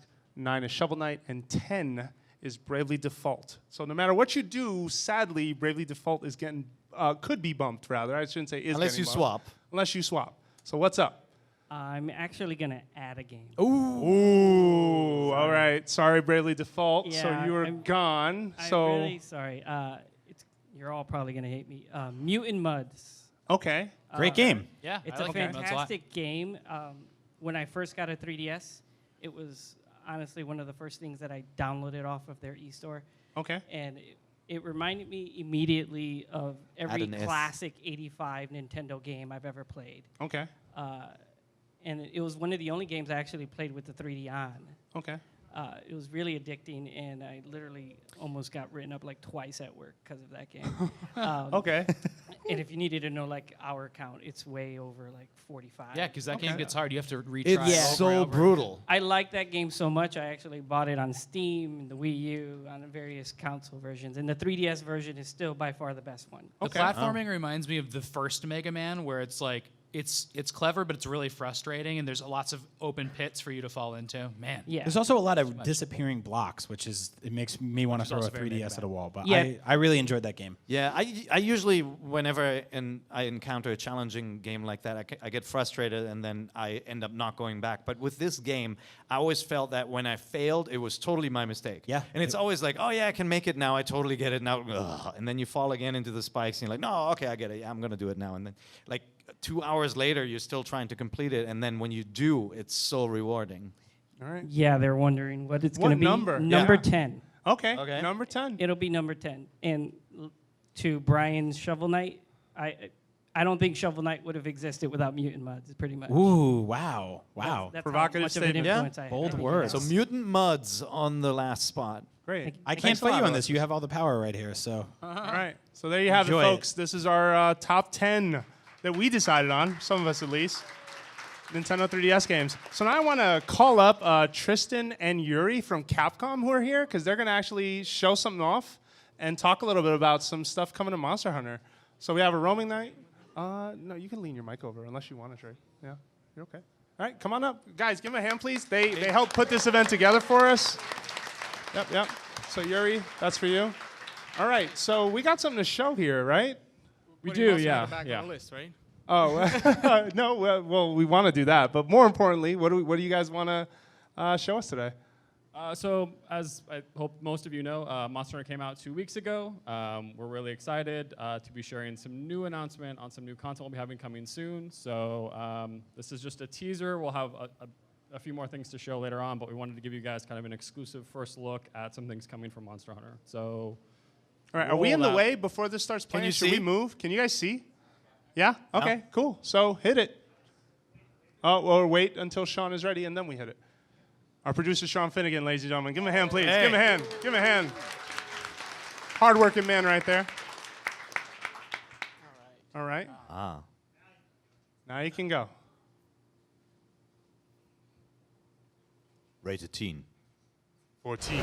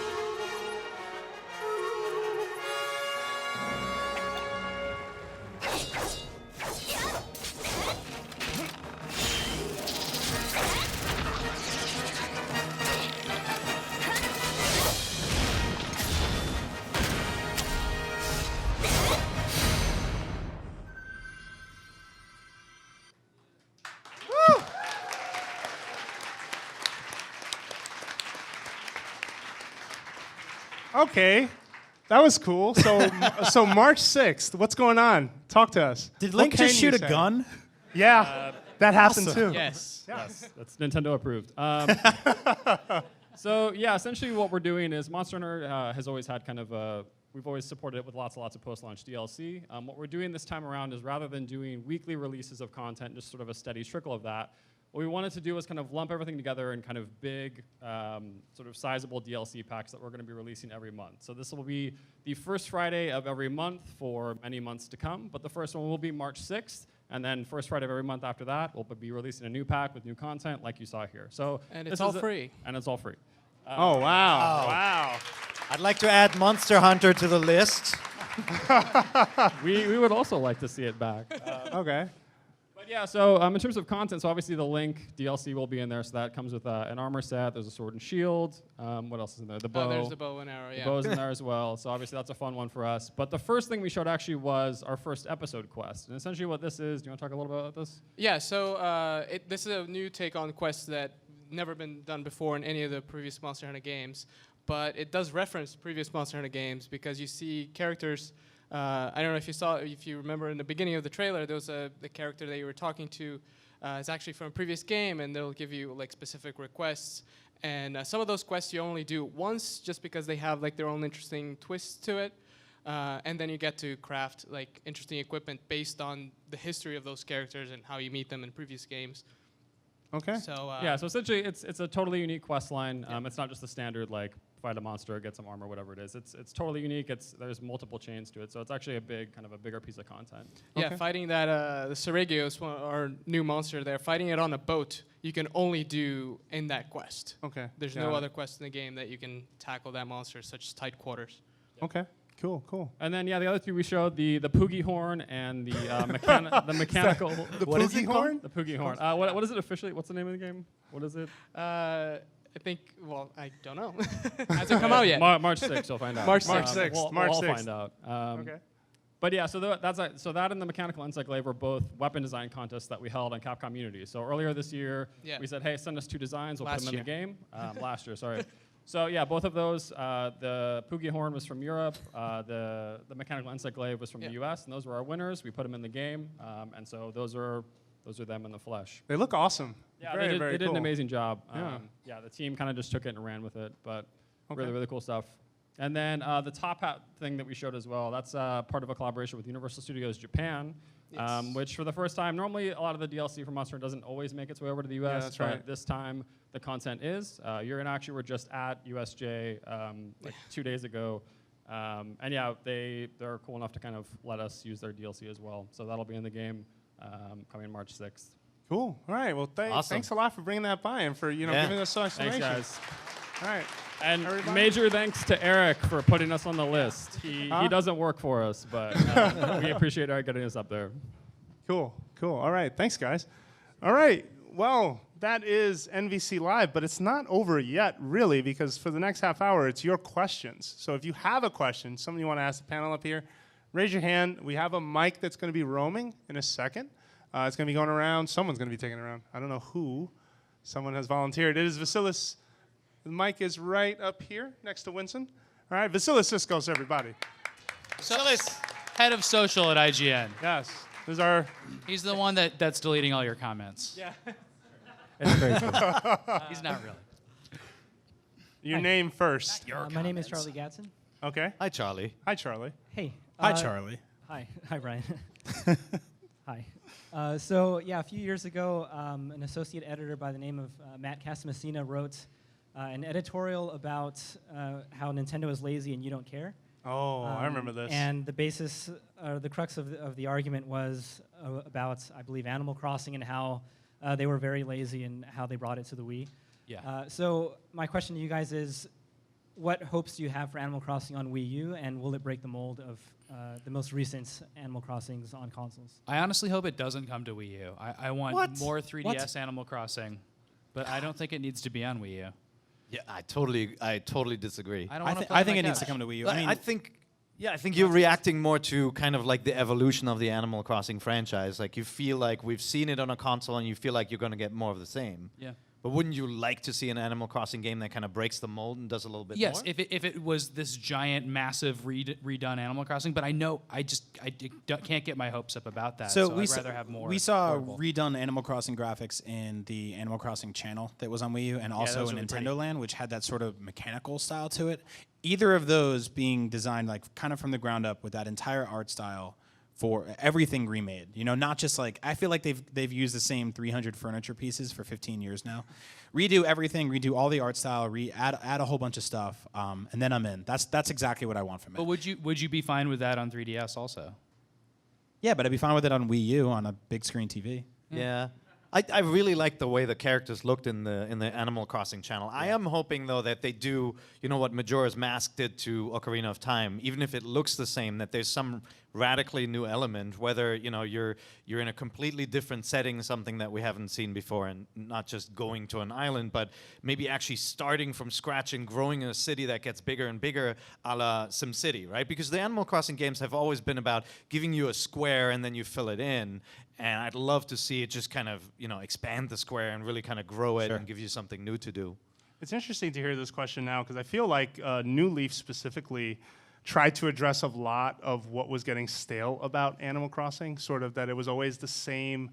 You arrive in town, you have to get a mortgage, you have to pay that stuff off, and I feel like being mistaken for the mayor was a really cute way of trying something different. Yeah. Because it kind of put all of these responsibilities on you that you didn't ask for, and I feel that was a really smart way to shake up how that game opened up, and ultimately how you kind of, just the opening flavor of it. One of the things that was worrying me about Animal Crossing is that up until that game, the flavor of each game felt the same, right? Like you were just starting over, and so I want to believe that after New Leaf, they've definitely seen the success of that. And I think the co-director on that game, she said so last year during GDC, where they just kind of said after Animal Crossing on Wii, what was that, City Folk, they sat down and were like, okay, what are we doing wrong? Because this clearly isn't going in the right direction. But I think it could, I don't know if I have feelings towards whether I want to see that on portable or on Wii U. Like, as long as it continues to find ways to branch out from what it was, I'm okay with wherever it ends up, honestly. Yeah, look, I think it could be a real showcase for Nintendo's online strategy, right? I mean, it's no secret that they're a bit behind when it comes to communication and sharing, and I'm hoping games like Mario Maker will really bust that open, where you create amazing levels and you're able to discover amazing levels from people you don't know. Well, and I feel like Animal Crossing is this game where we've seen some rooms that people have created, some houses that were mind-boggling, right? Like the haunted house concepts that we've seen. I'd love to see that taken to the next level. And speaking of like the guts and the behind-the-scenes stuff, as far as online goes, like it really has to come down to just a switch. Is my town online right now or not? Not going to talk to the monkey at the terminal. Like, do you want to open your gate? Yes. Are you sure you want to open your gate? Yes. Which gate do you want to open? The internet gate or the nearby gate? I don't know. Yeah. Like, you know what I mean? Like, Guys, that needs to get let me faster. make one more plug for why you'd never want to play this at home. Okay, go. If you're a time traveler, you can play at home. But if you're not, you are going to play at 6 o'clock to 8 o'clock every single day of your life. And that's not what Animal Crossing is about. Luckily, I'm a time traveler. I want to play at midnight. I want to check in at lunchtime at work, and I want to play on the train on the way to work and catch as many bugs as humanly possible, and then I want to put it down for a little bit. That's what I want to do with Animal Crossing. Now, when I played at home, I was totally a cheater. This is the first Animal Crossing I ever did where I played through a whole year and I caught all the bugs and fish in the right seasons. I played in the winter when I went back home. It was great. I played, everywhere I took that game, I was able to check in at different times, and that means a lot to me. And I'm not going to do that in my living room. Yeah, but imagine there's an Animal Crossing where you can actually travel to different countries, like you have villages in different countries that exist in a different time zone or in a different season even, right? Like, and what if you get kicked out, right when you catch that fish? Yeah, but I do, to your point though, they are kind of doing that. It's just like it's not all interconnected, but Animal Crossing does come in different flavors. There's holidays and calendars specifically created for other regions around the world. There really is nothing else like it. But I can't visit those. But you can't visit those easily. You can visit them. To his point, if I'm playing in my little, small town California, USA Animal Crossing, that I can take a plane trip to Australia and actually be there in the winter or something. Yeah. I agree with both of you, and I hate to take the easy way out, but I can see the potential of it being a portable game because I did really dive into the last one there, and I don't think the console ones have hooked me that way since maybe the GameCube, but I'm not entirely sure if the home console is the only place I want to see the next Animal Crossing. Cool. Great question, Charlie. That was a thorough answer, I believe. Yeah, definitely. Next All right, question. so this is Question Block Live. That's what we should call this. Yeah. All right. Hey, hi. Hello. Hi, I'm Daisy. And you're back. Daisy. What's up? How's it going? Hey, I'm Daisy. Good. How are you guys? We're good. Doing well. Okay. Just doing the show up here. Yeah. So my question is, what is your who is your favorite non-playable Nintendo character? Whoa. Okay. Wow. Tingle. Tom Nook. Tingle? Really? No. Troll. Tom Nook for sure for me. Because he's Non-playable. just so evil. Yeah, well, he's non-playable, right? No, I'm just repeating in my head. Oh, I'm you're trying to thinking find- out Yeah, loud? I'm thinking out loud. You should turn off the mic. Okay. Tom Nook is an awful person. No, he's don't amazing. support that I love raccoon. him. He's just like me. He makes his children work at 2 o'clock in the morning in the department store. He's just like me. Don't give that guy any credit. I would say Lakitu. Nobody. One guy. He's right there at the computer. He's a cool character because he's first of all he's a cameraman in Mario 64. All right, I'm gonna get off the stage right now. Thank you very much. Good night, everybody. All right. You can. That's right. Man, this is tough. You can pretty much play as almost every Nintendo character in some capacity, right? Yeah, you can't play as Navi. Any fans of Navi? No. Wait, so who are you going with? Who's your? Oh yeah. Well, Brian well, thinks. Is that Navi? Who's your favorite? Probably some non-playable? stupid Kid Icarus thing. That's mean. Medusa. No, I don't know. Who is it? Eggplant Wizard. Okay. All right. All right. Why? Because he's a goofy henchman and Captain and the Game Master. Okay. And he's a really funny character design. I like that. Mother Brain's pretty great too, though. Let me just throw that out there. I picked one. It's Mr. Rossetti. Oh yeah. Mr. Rossetti's Oh. He is an awful mean man that lives in a hole and just yells at you all day. And I think there's something wonderful about that. He's really angry and sarcastic, and he just pops out all the time. And he's like, why is this so difficult for you? Just don't hit the reset button. Just please. It messes with my sleep pattern every time you just please stop. And he's just irrational, and I think there's something wonderful about that. I love how they use text as a punishment, right? Yeah. Like you have to wait for it to go. Yep.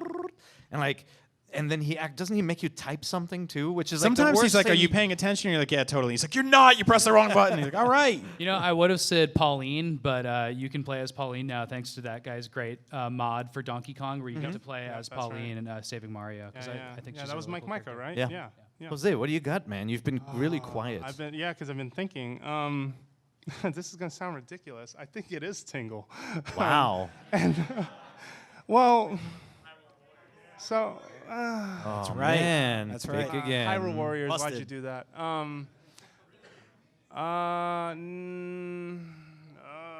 How about is tough. Ridley? No. Yeah, he said Oh, yeah? Ridley. Craig? No, I don't Craig's have it pretty yet. fun. Ridley's good. I don't have one yet. This is We'll, tough. we'll come back to it. He's gonna keep on thinking. We'll ask somebody Yeah, else. that might be it. Okay, cool.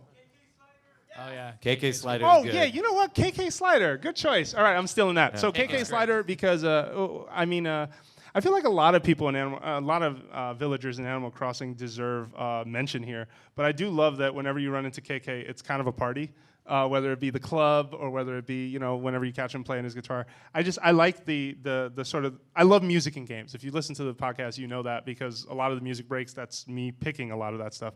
And I feel like KK brings so many different flavors to Animal Crossing in terms of music and in terms of scope and what you sort of hear. It's awesome that way. He seems so fun. Like I didn't expect you to pick this character. Like I thought you'd go Well, I for picked it something 'cause he like said it. the grandma in Majora's Mask or someone, No, I was thinking about a Zelda character, but I couldn't. I almost picked They're someone all from playable Majora's. in Hyrule Warriors. Yeah, that's Yeah, right. that's the It's- problem. It's all done yeah. now. Yeah, but Tingle was almost it because he's blissfully unaware of just how ridiculous Now, it is. KK Slider's awesome. He's a dog that works at a nightclub or a coffee shop, which is really all you need to say. But like in terms of coffee shop musicians, they're really bad usually. I think anyone who's ever had coffee in a coffee shop knows that. Yeah. But KK Slider's awesome. He knows like 75 different songs. He plays KK Cruisin', which kind of sounds like a Dr. Dre cover. Yeah. He's a very talented dog. KK Metal is my jam. All right, cool. Next Great question. All right, next question. Going around. Hey, Maximilian, what's up? Hey, so a couple days ago, you guys posted an article about a Pokemon exploit that was found, and it was basically you could get any Pokemon in the game by scanning. It basically works. You would scan a QR code, and the Pokemon would appear in your box. Yep. And how did you guys exactly discover that exploit? That's actually so. I posted that. That article it's sourced on the wiki page that's in. It was discovered on Reddit, but the person that discovered it was not posting on Reddit. So I think it was discovered or actually invented and created by somebody who's credited in that article. But that was actually a really tough call for us because we never want to post stuff where it's like, this is something that could ruin the game for other people. But I had two opinions on that. One was that it should be fixed, and so we should publicize it for that reason. We always think about that way. And the other thing is that I've never been able to own certain Pokemon. This is the only way I will ever be able to mess with certain Pokemon. And like I don't have the time to do the trading and go to special events and stuff like that. So I thought it was cool for not only me, but then the people that all contribute to IGN Wikis to be able to kind of explore those Pokemon and do crazy things with them and be able to, kind of add to the general knowledge of Pokemon. Yeah, and it was a tough call. I remember sitting with Sam to have this conversation, and we were both going back and forth about should we put this out there, and we did for his exact reasons. And it's something that we definitely hope they do fix because there's a lot of things with Pokemon and the competitive meta and online that we hope to see them address. So definitely. All right. Okay. Nice work. All right. You're Next welcome. question. Thank you, Max. Next question. Vasilis is around with the mic. Hi. Introduce yourself. Hi. My name's John. I'm from Santa Cruz. Okay. Hi, John. Hi, John. I can only see a pillar. Stand up. I'm right here. You can stand up. There he is. Oh, All I'm right. kind of a human pillar, John, so, everybody. yeah. John. I thought I was looking at a pillar. So first of all, I wanted to let you know, last couple months, I finally listened to you guys, and I have listened to them all. And usually while I'm falling asleep at night, so I have some very strange dreams involving all of you. So I'm sorry about that. It's like that's always my favorite compliment when people are like, "I love your show. It helps me fall asleep." Killing me. We try. If you have to go back and listen to NVCs, I recommend the call-in shows we did a few years ago because there's some really funny great. calls from people. That it's a lot like this. Those people are really cool, and it'd be fun to bring that back at some point. Yeah, but that'd be awesome. So a couple nights ago, I was up late, and I hopped on eBay, and I started buying odd import DS games because they're still cheap enough that I can get them, but they're not old enough to be worth anything yet. Yeah. Or ever probably. But so my question is, you guys have some great articles about that stuff. Can you think of any games, imports or not imports, DS games? They're just really off the wall. I just got in the mail today the one with the little tiny piano that you plug in. Oh, wow. You can learn piano. Okay. I haven't tried it yet, so it's pretty bizarre. Easiest one right away, but you may have this already, or you may have heard about it already, is Owen Don. Owen Don was the game that in America was Elite Beat Agents. Oh, right, Owen Don is absolutely amazing. You are playing as a Japanese cheerleader who they take it. I don't want to get. Do you know what Owen Don is? Did you ever see them? You were in Japan. I Explain played what the an Owen import Don is version. for the No, people. I mean it's a rhythm game. Well, don't tell them what the rhythm game part. Tell them what is an Owen Don in Japan. Like these things are. I real. don't know what an Owen Don is. Oh, what? Is an Owen Don? Okay, forget it. These are sort of like male cheerleaders, I believe, but they. That's why I wouldn't They know. sort of believe that if they cheer hard enough, it'll affect the outcome of the game, so to speak. But it is a rhythm-based game. It's a lot of fun, very wacky and weird. There are people in these dilemmas, and when they've given up all hope that they can do this thing they want to achieve, the Owen Don show up and just help pump them up to victory, essentially. So the localized version Was Elite Beat Agents.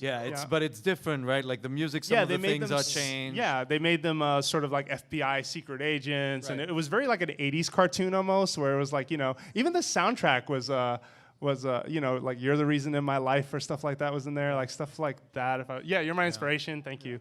But that's a really good one. In terms of another strange one, wasn't there like a face training game in Japan? That's I can right. remember. Yeah, that used That to. was for the DSi though, I think. So it has to, but that's region locked, I think. The DSi is, No DS games are region locked. Yeah, if it's a DS game, it should play. But if it's DSi exclusive, like specific, then it probably would be. Face training was like, it was in the brain training style series, and you were supposed to actually move your face muscles, and it would train you to essentially become younger. We're not recommending this out of quality. We're recommending this out of wackiness. I tried. It didn't work. There was 2 Game & Watch collections from Japan, which were really interesting. Right. Oh yeah, those are great. Which I recommend checking those down.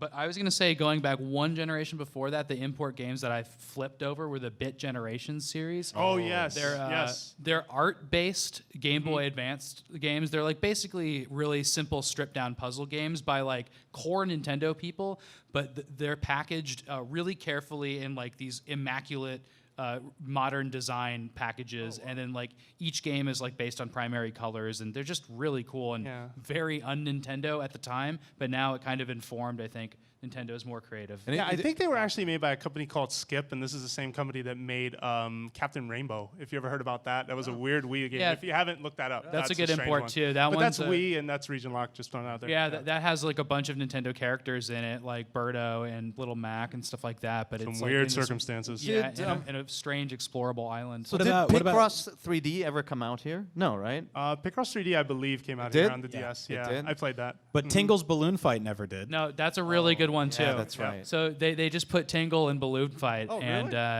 really? because of course he's holding balloons. It's really funny. There's also Tingo's Rosy Ruby Land. Yeah, that's still another pretty good crazy. one. I'm not a big Tingle fan. I know Jose's the big Tingle fan here. Almost. But those 2 games are just like intentionally wacky, so I think that's really cool. Yeah. Last question for you: do you read Japanese at all? No. Okay. Not at all. No, because if you did, there's a lot of cool RPGs that didn't make their way over here. I think like one was called Seventh Dragon or something.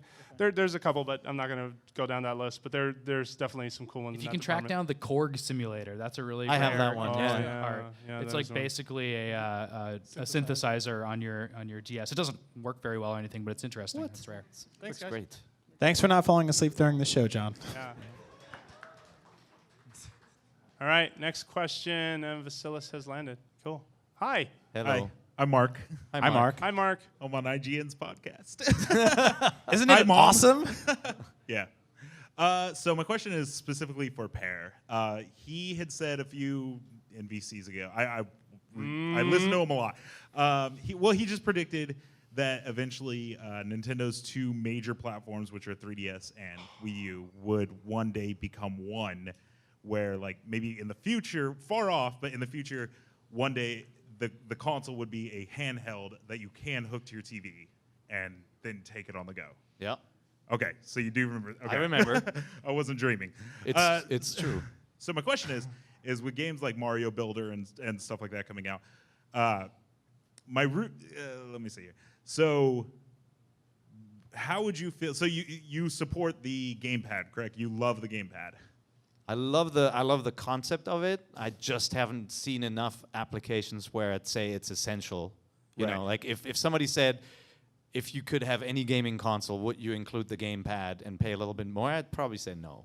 But so I like the idea. Last year around 3D, a lot of people predicted that Nintendo was going to come out on stage and say, after the games that are already coming out for the gamepad are done, we will no longer support the gamepad. We're going to support just the Wii U Pro Controller. Yep. And that's how it's just going to be from now on. Clearly didn't happen. It didn't happen. No, that's a weird prediction, too. Yeah. I mean, Nintendo's not known for burning consumers like that. Yeah, but we also thought Fallout 4 was going to be announced last year. Yeah. Well, that'll get announced this year. Wait a little bit.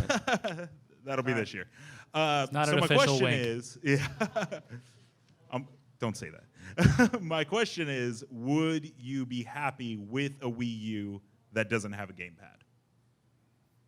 I already own one, so no. I think it's good that consoles differentiate themselves, right? Yeah. I own a PS4 and Xbox One, and I own a Wii U and all the handhelds as well. And it's like you want to find a reason to buy a game on one console. You know, unfortunately, with the Wii U now, you don't get a lot of third-party games, and the ones you got, there really wasn't parity with the other games. But it was cool, you know, in the last generation when some games added something different. Whether it's a unique character like in Soul Calibur. Remember, we had Link in the GameCube version. That was so freaking cool.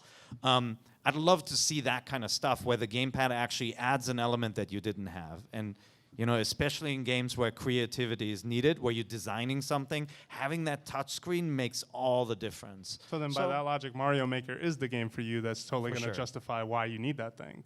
Yeah. Because a controller, doing that with a controller has been done before with like Little Big Planet, and it's definitely deep, and I wouldn't want to knock that game for its creativity because it has tons of it. But the interface is always the hurdle where you're like, well, where do I go to find this? Where do I go to find that? Whereas something that is as natural as taking out a stylus and tapping the different things you want and dragging them in and drop and alter that way really makes a lot of sense. Yeah, any game that has an editor creator mode, you just want, you know, you either have a mouse or you have a touch screen. You know, you need a console to be the wacky, like innovative, interesting console. You can't just have three of the same thing. Yeah. We had that in that GameCube generation, and it's been so much more interesting for us and for you guys, I'm sure, to just read about games and play games and think about games when there's a disruptor. And like we all thought that the DS when it first came out was just the craziest device. And I just thought about this the other day. I completely accept two screens and a clamshell now. I don't know why, but I'm totally used to it. So I can see why Nintendo would want to run with that at home. But I also want to see them do something just crazy and different every time. And that's why the Wii was exciting for, you know, it was annoying for some reasons and just really exciting for others just to have around. Yeah, sure. I mean, honestly, I wish, you know, as consoles get older, you'll see companies iterate, right? Release a version with a different hard drive or sometimes take something away to bring down the price. I would love to see a Wii U that has the full battery life. Like you can order a new battery from Nintendo.com. If you haven't done that, do it. I mean, it changes everything. I had to recharge that thing so often in the middle of playing, and just having that freedom is great. And then the other thing that I feel like I love the connection of streaming something to the gamepad, and it's almost there, but then you walk out of the room and you get that disconnect. And I think for a device that could function in the whole house, you know, a solution to that, to be able to stream from the console to your upstairs bedroom would have been really cool. So maybe we'll see something like that. Yeah. All right, next question. Over here. Hey. Hi, guys. My name is Hi. Ben. I'm Hello. from Mexico. I'm coming with my friend Angel. What's going on? I love Animal Crossing. It's been working for 1 year. I love it. But I think they should give a chance to Olimar for Pigments. Yeah. I think there should be more interaction. I love Animal Crossing, but I think if Pikmin has more chance, I think it will be more fun for everybody, especially when we have a lot of Pikmins we can play around, and especially we meet people from UK, in England, and Australia, and we're coming from Mexico and the Bay Area as well. So I think we can interact with our Pikmins from different places of the world. That's my point of view. So your vision is a world where we can interact with Pikmin from everywhere, all over the planet. Yeah, I love that. Yeah, that is awesome. How I say I love Animal Crossing, but I think Pikmin it could be a better platform to expand people and interact and networking with other people from different places of the world. Yeah. How I said, I mean, a guy from UK like half an hour ago right there, and we the only thing we have in common was about like Animal Crossing, but if we have something more like Pigments with Oliver and stuff like that, I think there will be more networking between people around the world. That's could be really so cool. So do you want to be Oliver and everyone else in the world is your Pikmin? No, I'm not saying that could get Oliver. ugly. I say it will be more networking. You know, it's not just like Animal Crossing. I share my flowers. Sure. Or it will be more like to more like a expand persistent more world, different yeah. worlds, Yeah. open world. Would be really cool, yeah. That's what I think. Nice Bavaria Munich sweater, by the way. Yeah. Good team. Very nice. Yeah. Cool. All right. Next question. Vasilis is taking it over. Hi. Hey, how you guys doing? Okay. Thanks a ton for putting this show on. It's been a blast getting to see you guys in person. Awesome. Thank you very much for coming. Oh, yeah. So, question. Obviously, we're all here because we love Nintendo, right? They've given us a lot over the last, 30 plus years? Yeah. So 125. 125, thank you. If you're that old, then yes. Sorry, 126. So you guys talk about Nintendo a lot, but I can't think off the top of my head after listening to you guys for several years. What is your favorite thing about Nintendo specifically? The one favorite thing about Nintendo specifically. Or you could sum it up in a couple different phrases. Yeah, look, I mean, I think for me, it's the moment you start playing a Nintendo game, it's kind of like immediately who made it, right? It has like the sense. And, some of that it feels a little nostalgic. It's not like you're starting this game and it's like the most cutting edge experience you've ever had. It's just like, it's got that heart, right? Like where it's a kid in a small town and he's about to go out and like, you feel like you can really sense that it's that character, that small town is his entire world. And then you walk out and there is a giant world out there. It's got this kind of like leaving home. Just think of Earthbound and Zelda and Pokemon, all these games. It's got this kind of really cool sense of adventure. It's like going out and, I think Miyamoto always puts it as falling into a hole and discovering an entire world or having like this playground. So I think the sense of adventure is it for me. So, the year Super Mario Brothers came out, or this year it took off, ever since then, Nintendo has been the one thing I can talk to about everybody about video games. Like, it's the unifying thing that everybody knows. It's the stable of characters and games and everything is universally recognized. So it's kind of the language by which I reach out to people that didn't play a whole lot of games, and it's always been a common language between everybody, pop culturally. I think for me, it's always been their ability to bring people together. And sometimes we did it in this room tonight, right? I mean, that's Nintendo we have to thank for that. You can clap. Yep. It's like, I remember being like growing up and inviting friends over or going to friends' houses to play Nintendo, and someone handed you the second controller or the broken Mad Catz one that nobody wanted. Sorry, Mad Catz. Or then, being... With turbo, right? With turbo, with turbo. a dumb turbo switch. Always stuck. Or being in college and getting together to play Wind Waker with somebody sitting there with a GBA trying to help me beat levels. Or playing Smash Brothers where you're screaming at each other and neighbors are knocking on the door. Like, what's going on in there? Is there a domestic dispute? And you're like, no. He just keeps he's spamming this dumb move with Ganon the whole night. Or even Mario Kart, or nowadays, like they keep iterating on their games over and over. They're games that I can go home, I can tell my wife that the new Call of Duty game's out, and she doesn't care. But I go, hey, like there's a new 3D Mario game out, like Super Mario 3D World on the Wii U. She saw me start that game, and she came in and she got mad at me. Like we actually had an argument. She's like, why did you start this without me? And I had to delete it and go back to the beginning and be like, okay, we're gonna play this together. And there's something about that, the way it brings people together, that's really important to me. And I think that they keep harping on that sort of like couch co-op, that bunch of people in the same room. And they're the only ones, or some of the only people still doubling down on that. Everyone's going online. Everyone wants to go hide in an Oculus Rift. You know, we're heading in a very different direction in the games industry.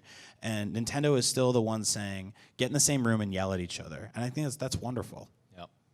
I think my favorite thing, it's funny because I'm writing down a bunch of stuff as I sit here, and I'm finding that it's a lot of, it's a bit combined, not on purpose, because I was trying not to listen to you guys a little bit. But it is, when I look at when I look at what's my favorite thing about Nintendo, I think my favorite thing about Nintendo right now is anything with The Legend of Zelda. I feel like there is something to be said about how many different Zeldas I've played and just how different each one felt to me. How when you pick up the controller, even though the quest in a lot of them is still to save the world from Ganon or reunite the Triforce or save Princess Zelda, every adventure feels unique. Every part of the design, like as you play and you learn things on your own or you see these sort of game design ideas, they're just, I mean, I hear Pear, when I started working here, one of the things that struck me about Pear is when he describes Nintendo as the wacky toy maker. And I feel like in Zelda you see a lot of that, and in a lot of their games you see a lot of that. There's moments where there are the breakthroughs, like Z-targeting in Ocarina of Time, or you know, the idea of trying to go analog, or even like the DS and playing on two screens again. But then you have, you know, sort of going back to Zelda, the dungeons and how cool it feels to explore them. If there's one game that will always bring me back, I think it is The Legend of Zelda. And even when I wasn't owning a Nintendo console, like I skipped part of the N64, the minute The Legend of Zelda Ocarina of Time showed up in 1998, I was back again. We were in love again. Like that was it, you know? And I could not miss that. So I think that that's my favorite thing. We talked a bunch about that over lunch, right? When you think about how different the Zelda games really are. Like when you go down, you look at the first game, which is kind of like the template for what Link to the Past would become. But then you're looking at Link to the Past and you're like, wait, there are two worlds that occupy the same space and I can go between them. Like what a great idea, right? Then one game before that was a side scroller. That was an RPG. It wasn't an adventure game at all, right? Yeah. And like you go forward, you got one where you use a stylus to control. Then suddenly the world is gone. It's all covered with water, and you're sailing a ship, and then you're on a bird. Like it's really crazy what they actually do with the game systems, and how much effort it requires to balance a world like that. And the sense of adventure is consistent. It feels epic. It feels grand. It's something that whenever a new Zelda comes out, it's something that everyone pays attention to. And I think that's something that they do to this day. Really. I hope the next one, I mean, fingers crossed, please be really good. All right, we have time for one last question. This is the last one, so Vasilis. Make it good. Yeah, make it good if you're Is this chosen. a good one? Don't give it to Nix. It's a good one. All right, he says it's a good one. All right. All right, nice. Stand up, we can't see you. Oh, hey, I'll try to hi. get around. Who are you? Hey there, my name's Hank, I'm from Florida. All right, hey, hi Hank. So my question's kind of two-parter. Okay. It's quick. Okay. So if Nintendo ever does bring back Metroid, do you think that they should go for like a balls out, ultra high def thing on Wii U, or kind of a more humble thing on the 3DS? And if they do bring it back, first person, third person, or side scroller? Oh, that is so mean. That's hard. So first of all, not if, when. It is a right? when. I It is a mean, case no, for sure, right? Smash Brothers, Nintendo Land, Samus is everywhere in those games, so they know that that is a top franchise that needs to return. Retro Studios created a Twitter account recently, huh? Did you notice that? That was weird. They That's also weird. started their next project right after Donkey Kong Tropical Freeze. Very, very strange. Yeah. My pick, because I really loved Metroid Prime, I would love to see someone do Metroid in, on the Wii U in high def with beautiful visuals and kind of the new controls, dual stick and all that. I would love to see that because I think it would also make the Wii U a more attractive console for a broader market, for some people that may not have picked it up. At the same time, it's been a long time since we had a great 2D game. Can I pick both? Yeah, I want to pick both. Is that okay? Where is he? That happened in like 2002, right? Yeah, we had that did. era where they were putting out 3D games 2002. and 2D games at the same time. Yeah. And then we got really spoiled and they all Legion went and Prime away. came out the same day. No, I do want to see a big console Metroid though again, because for me, I need them to prove to me that they're serious about that franchise again. Like I feel like it's gone away for so long. Other M left somewhat of a strange taste behind, you know, in terms of the response to it. Some people really liked it, some people really didn't care for it. But I do want to see that franchise as big as possible one day. But at the same time, the minute it's that big, I do kind of miss the 2D roots as well. So I kind of want both. I actually would love to see them farm out the 2D game because I feel like in the indie scene there's so many talented 2D developers now that somebody could really do a If you a like killer job with that. that Metroid style of game, some people call it Metroidvania, and some people call it Castle Troids. I'm trying to coin Nobody that does just that. to make Jared Nobody Parrish does mad.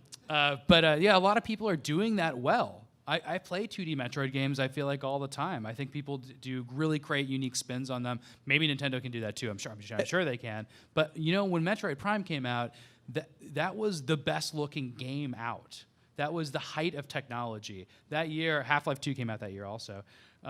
There was like serious debate, like which of these games looks better? Yeah. And like that game was in the running. That was the last time I think Nintendo was at the top of cutting edge technology in that sense, like graphically. And if they can pull that off with another Metroid, that's what I want to see. Yeah, and maybe, I mean, there's some Japanese developers that have not been that active on Nintendo platforms with new brands, right? And Nintendo has made more and more alliances, you know, bringing on Namco and Sega and collaborating on games together. I would love to see Konami's Castlevania game tackle a Metroid. I mean, right? Wouldn't that be amazing? Where's Castlevania Yuichi? team? Really? No, Yeah. because the Ninja Gaiden team tackled Metroid and it was Yeah, but not that was good. different. That was Tecmo, right? I would love to see like the masters of 2D Metroidvania. Oh, do that a Metroid Castlevania game. team. Yeah, the real Castlevania. Yeah, you but know, I the last don't couple even Castlevania think games. that Castlevania team is making Castlevania games the way they used to. The Just DS, putting that out there. the DS Castlevania team. I'm with you all over. Yeah, Yeah, of course. and yeah. Iga's no I just longer want another there, 2D Castlevania while we're at it. I mean, come on, come on. All right. Well, there you have it, folks. This is our NVC Live for February 26th. Thank you so much for coming. Yeah, thanks so much. This is amazing. Some special thanks.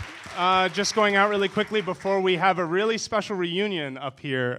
So special thanks to Capcom for donating prizes and sponsoring this event. We'd also like to thank Yuri and Tristan for coming out and for joining us. To Kirsten Slater, our events coordinator, for helping put this together. Vasilis Siskos and Chris Abbott, our social team, for really working also to make this event awesome. Sean Finnegan was our producer. Special thanks to him. Alex Solomita as well from Tech Ops. And lastly, to Winston Shun and Mark Ryan Salee, who I don't think Mark Ryan's even here right now, but they helped make this list happen and the technology behind it. So it's really cool.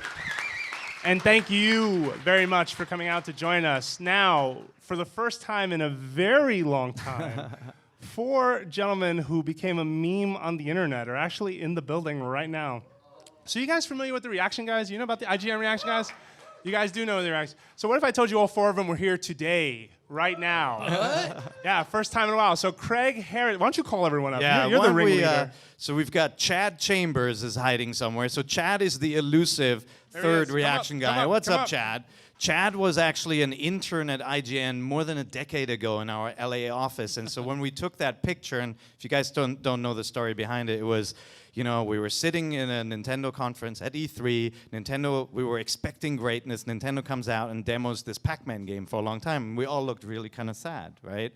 And so a year later, And that was the end of the press conference, Yeah, right? that was the end of the press conference. We're like, what happened? So a year later, we knew they were going to show a new Zelda game, and we were really excited. And so we staged this picture where we're all really excited, right? Like, we have to figure out how it actually went, but it was something like me like that and him doing something. We've got Craig Harris in the picture as well. Craig Harris, you guys already met. Oh, there we go. You got it. So some of us have less hair. So Craig is the third guy. There's the other image. And then the fourth guy is Matt Casamassina from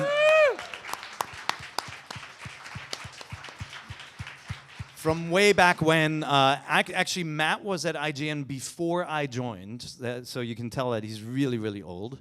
And he ran a site called n64.com. And so I'm going to move one step down here. So we're going to try and figure out how to do that picture now again. Hi, Matt. How you doing, man? Hi. Hello. Hi. I haven't seen Matt in like a week. Yeah, Pear and I chat pretty much every morning still. We can't get enough of one another. How long ago have you seen Chad, though? It's been too long, and you look terrible, Chad. Yeah. So actually, we were looking for Chad. We didn't know what happened to Chad, so I kind of tweeted out the image. It went viral again through one of our friends, Toph, Smash Brothers player. It went, on Twitter, went everywhere. And so I said, where did Chad go? And then this guy from Konami, who's also here, Yuichi, hey, he's like, oh, I know Chad. He lives down in LA. So we found him. So hey, we're going to try and recreate this now. Hold on a second. Probably need to reverse. Huh? We're doing it, right? You have to go. We would have to be opposite. No, I think we can do it. Turn around. It works, right? What sort of expression are we going to have? Hold on. this So, time? Vasilis, you have to take a picture. Should we do the sad one first? Okay. Everyone, hold on. Man, I was really sad there. Okay, hold on. We probably don't need the microphones in front of our face, though. All right. What are we doing? Who's the direction? What's the direction? Oh, just the sad one? All right. Oh, it's right behind you. Craig, I can't be sad this long. Do it. Take it. All right, good. Next picture, quickly. Oh, it's much easier. Heart attack. I don't even remember this one. Okay, you got it. I always thought it was weird that you touch your nose in that picture. Yeah. And Casa looks insane. I do look insane. Yeah, hold on. So, okay. Ready for this? Okay. All right. Did we get it? All right. Thank you so much, everybody. Bye.